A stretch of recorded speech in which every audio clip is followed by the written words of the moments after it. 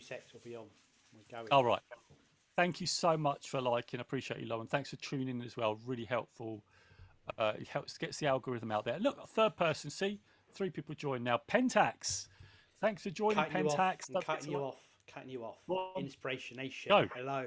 Lee Kemp here. Just talk over me. Another week on a podcast. Jose Noya talks over me all the time. He's got no airs and graces about him. And Ryan Boniface back after not being here next week. How are you both? Good, thank you. Good, thanks, Lee. How are you? Wonderful, thanks. Wonderful. We will be joined later in the show by our upgraded Jose to see what he thinks, how he does with things, as we've done in the last few shows. I'm even thinking he might replace you altogether, Joe. I think that's where we want to go with this. You know, I've got a vision of Robo Jose, right? I've got the vision. The vision is that we do the podcast live and we get Robo Jose, you know, coming on as an actual robot and sitting with us. When Robo you say Jose, an that was actual robot, do you mean like a physical? a physical, yeah, like a Tesla bot with Robo Jose built in. And I was picturing Bender from Futurama at this point. Well, whatever you want, Ryan. If that floats your boat, let's get. You said get him on. We could have the Bender. We could have that. We could have we could have Bender from what's the program called?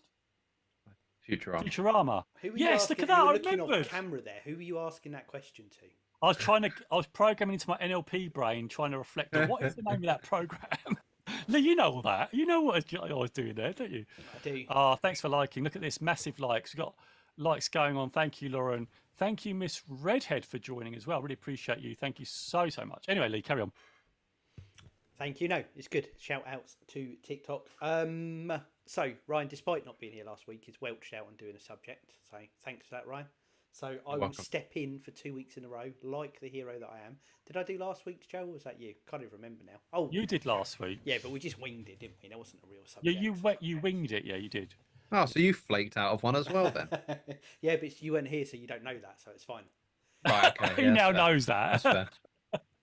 So I've got I've got 3 stories about 3 different people, but there's a commonality of the theme that ties all these things together. So bear with me on this. I was going to prep this between last week and this week, and I completely forgot doing other things. So we'll see how well this goes. But all 3 of these people relate to my favourite world. What's my favourite world? Wrestling. Correct. So stories from there, because that's what inspires me. My next subject as well is related to that as well. So there's a lot of it coming, but they've got a wider aspect to them. So we'll start with, I don't know which one of my 3 people who I've got listed up. This is my research I was doing later, slightly late. So someone who, professional athlete, a wrestler, they injured their back sometime late 90s, early 2000s, like potentially career-ending, really bad injury, and they got into yoga as something they were doing in a downtime when they were off. And actually, through what they did with that, they were able to strengthen their core, strengthen their back muscles, and it really aided their recovery and got them a full recovery from this potential significant issue that they had. I'm trying to see notes on it for the dates and stuff. But he worked with this when he then retired a few years later. He actually wrote a book about yoga, originally called YRG, which is Yoga for Regular Guys. So he created his Yoga for Regular Guys workout after he discovered the benefits of it. Put that out in a book and developed that. And in fact, sorry, I'm trying to read my notes here as I go. I'm not doing a good job on my. This got picked up and it was featured on Good Morning America, which I believe is a big show in America, me not being in America. And the linchpin for the story on it was there's a guy called Arthur Borman. And Arthur Borman was a disabled military vet. And he was told by doctors he would never walk again. He spent 15 years on crutches due to his injuries. And he thought he'd give the Yoga for Regular Guys workout a go.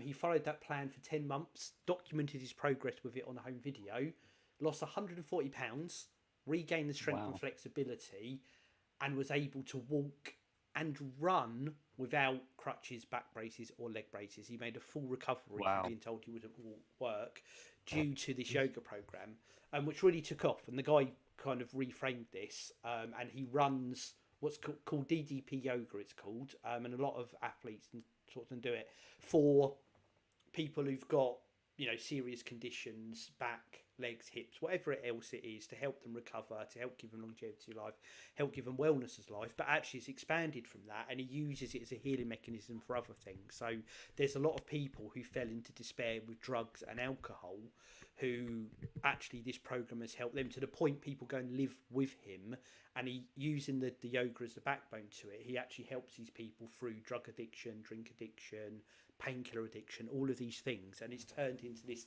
absolutely amazing program that he runs off the back of, I said, did wrestling, whatever else it is. But actually what he's done is he's made this, almost by accident, this yoga program that is turned into this absolutely fantastic business, made significant benefits for people. And I just think that story of someone who's told he was never walk, did his program, and he's now walking, I think is just fantastic.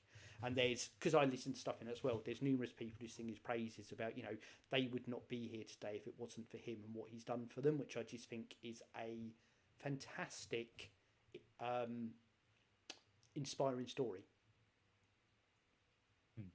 Agreed. And I want you guys to look up DDP yoga later. So my second story of people in the world of professional wrestling, we'll go all the way back to someone starting their career. So someone a lot younger than this person who's at the end of their career. And they really wanted to be involved in the world of wrestling.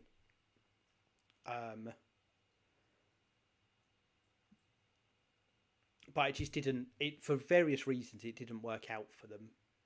They tried American football first of all. There was distraction away from wrestling. That didn't work. They went to try and get into wrestling. That didn't work for them. They pretty much gave up on their dream. They decided to give it one last go at the age of 35, which generally is when people start entering the twilights of their careers. It's probably, going back years, that'd probably be a real veteran stage. Where we are now today, you get people kind of peaking in their 40s, shall we say, but they've probably been doing it for 15, 20 years with everything they get under the belt, everything they do, the way it works. This guy's like, no, I am going to give this a go. And he attempted wrestling at the age of 35. He started training. He got in the ring. He started wrestling. He got a huge groundswell of support from people due to his charisma and how he was in the ring. And how many years? Hold on, I need a different page now. I want to get it right for the page, for the years. So, how many years after?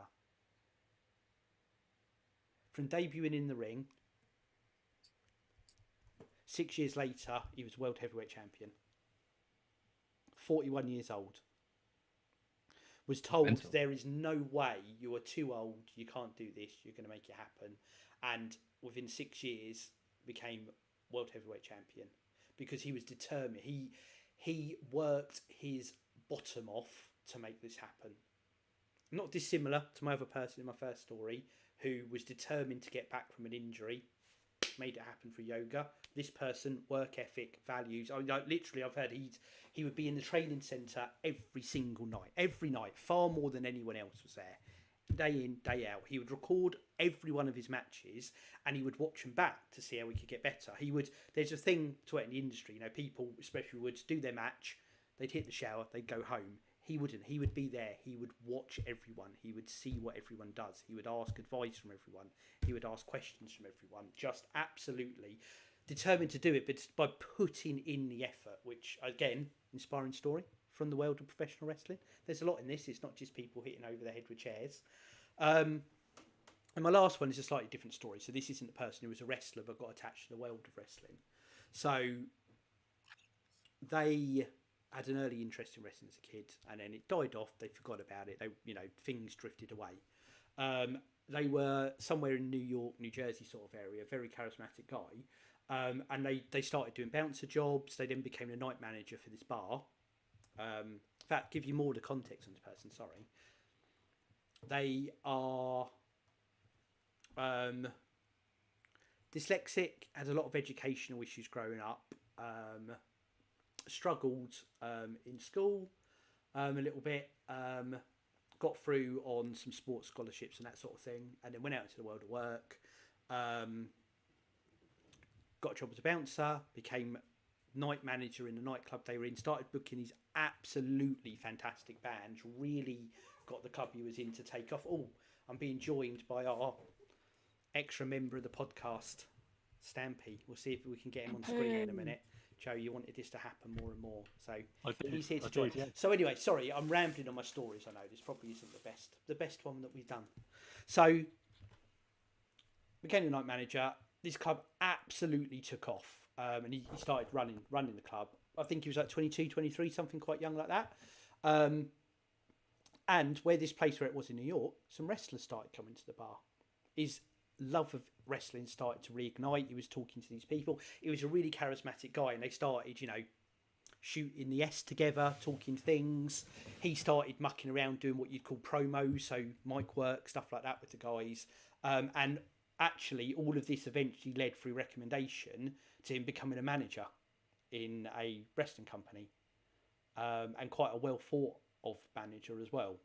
So had the dream, forgot about it, went out again, work ethic as a thing, built up this really good reputation as a bar manager, put himself out there, started, effectively mucking around. They realised what a gift of the gab he had. Again, he worked on it, he did well with it, became a manager, lived his dream through almost accidental means, if you like, in a way, but just putting his all into it. So they are my 3 inspirational stories that have a commonality of a thread to them. Do you know what my commonality of a thread is, Jose? Hard work. Hard work is a key message to this. That's what I was thinking. Obviously a wrestling theme through the whole lot of it. That's what I'm getting, of course. It's quite clearly obvious. But that's what I'm getting. Ryan, what about you? Anything from you? Finding things by mistake or finding things as an accident. People fall into stuff, don't they? Like our promoter guy at the end there fell into managing, club and wrestling just through the decisions that they made before. It wasn't as if they'd set a plan out to get there. They kind of stumbled across it. Same with our guy in the first story that was told he couldn't walk again. Was obviously pretty desolate about that. Then found that wrestler that he liked had released some yoga. That's enough to get anybody thinking, what on earth is this? They follow it, and then 10 months later they're able to, I think it was 10 months she said, they're able to run and walk completely unaided. Is it about belief, I'm wondering? Let me give you a quote from one of these guys, and hopefully this all ties together. I say I hadn't prepped as much as I want for that. I put it out there. I apologise. That was a bit rambly. Hopefully people are stuck with us. One of the guy's quotes is, "Work ethic equals dreams." That to me is that no one gets a free ride. You have to work for it. It does not get handed to you. Yeah. Do you want to hear a quote from the second wrestler? Yes. Work ethic equals dreams. That to me is that no one gets a free ride. You have to work for it and it doesn't get handed to you. Do you want to guess what the quote is from the third wrestler? Is it the same? This is the same person. And this, I wanted to do it last week, but I didn't have the time to prep. But it really bounces off the episode before where we talked about reinvention. So this is the same absolutely incredible, inspirational person. I've heard a lot about him. I've seen interviews. There's not one person who hasn't met him who hasn't said what an inspiration he is.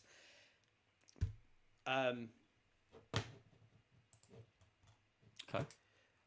Page Joseph Falkenberg Jr., better known to the wrestling world as Diamond Dallas Page, was in love with wrestling.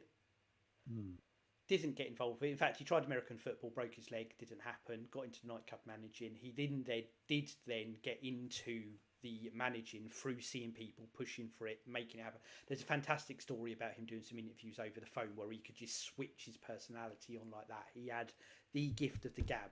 He got into managing, ran through a couple of different companies, almost gave up on it again and went back into wrestling. He tried out with one of the big companies, didn't get a job, went back to bar work. He then got through contacts in touch with someone for what was the second big company. This was in the 90s. Did an interview over the phone, and they were like, come in the next day. There's a great story about this, but it only really means anything to wrestling fans. Was managing, wanted to get in the ring, and despite everyone telling him you're too old, this isn't the thing to do now, he did start training and made his debut. He was born in 1956, got into wrestling in 1998, decided 91 he wanted to try this, and 92 stepped into the ring at the age of 36, 37 years old for the first time. Built up this absolutely enormous following. There's a lot of trial and error to make it happen, to the point by 1998 he became the world champion. That's when he had that back injury we talked about. Recovered himself, had a few more years until he retired from wrestling, started DDP yoga, which is a thing in itself.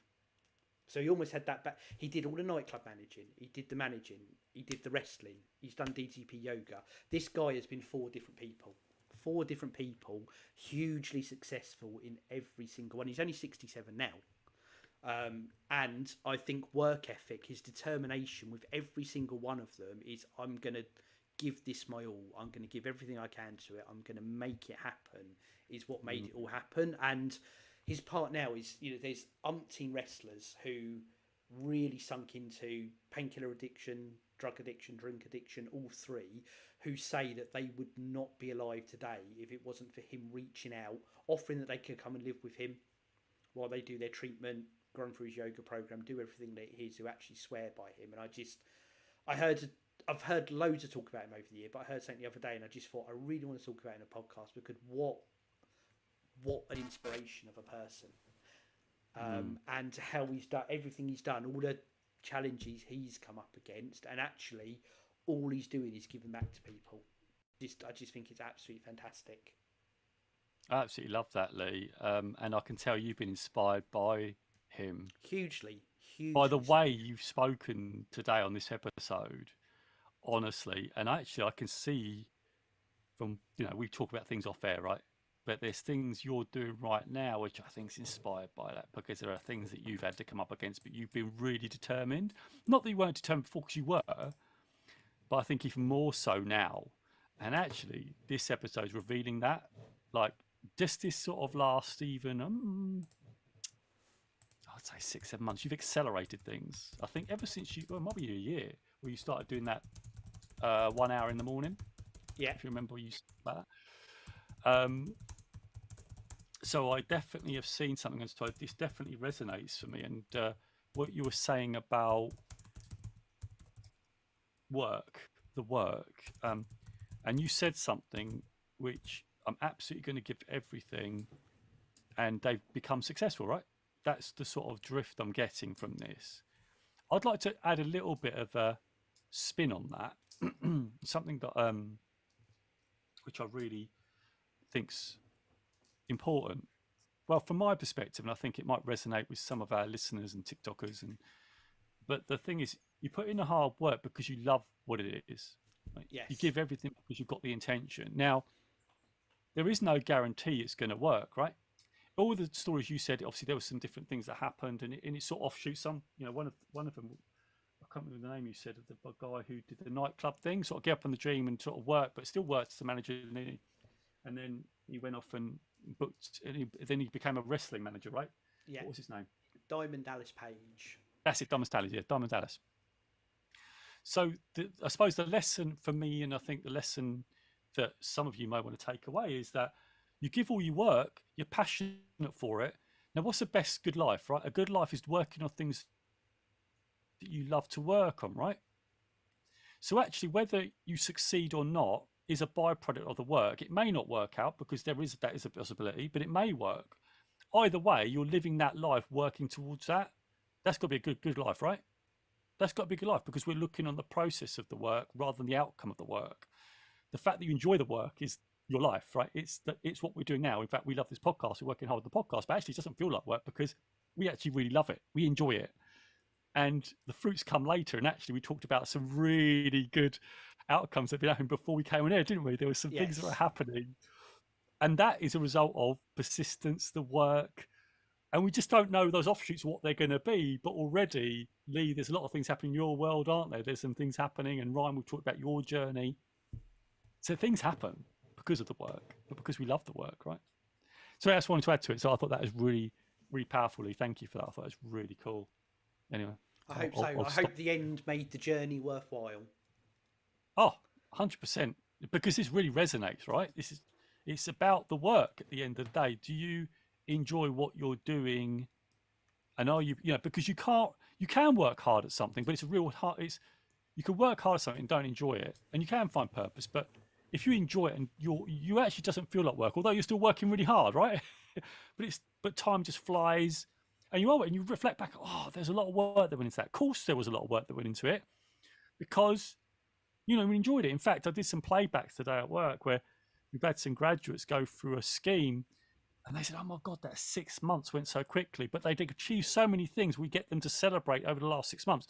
And you would not believe how much they've achieved over the last 6 months because they're really enjoying the work they're doing. It doesn't feel like work. It just feels like they're getting outcomes. But some of the outcomes have been absolutely extraordinary in a period of really short 6 months. And so, yeah, love that, Lee. It really resonated. But I'm going to throw the floor back over to you. I'm going to say the work ethic bit, and it ties back to things you're saying. And like you said there, it's work ethic and finding what your passion is, combining those things together really resonated with me.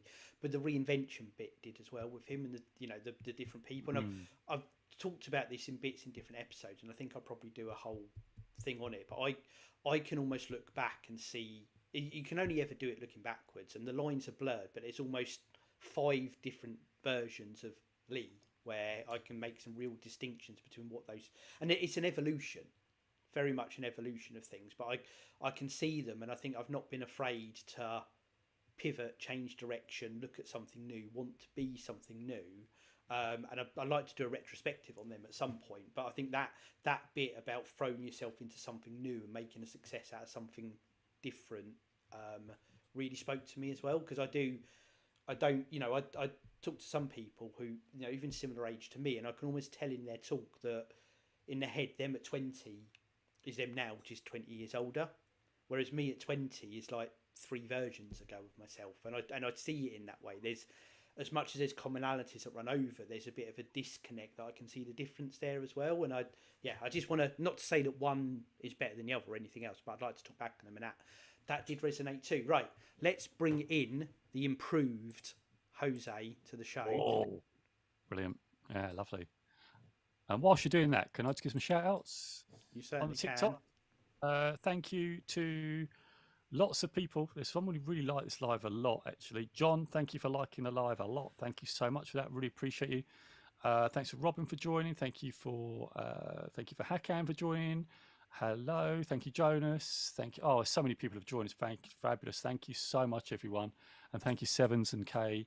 Really appreciate you joining. Really do appreciate it. Keep liking, because it's good. We've got some good likes in the live. So keep doing that. Keep up the likes. Keep doing it. Keep going, because it really does help. Glad so to thank hear you. it. Good stuff. Robo Jose has joined us. Jose 2.0. Okay. He is there, inspirationation.org.uk, to say this is our free life coach. You can head over there, use it for free now.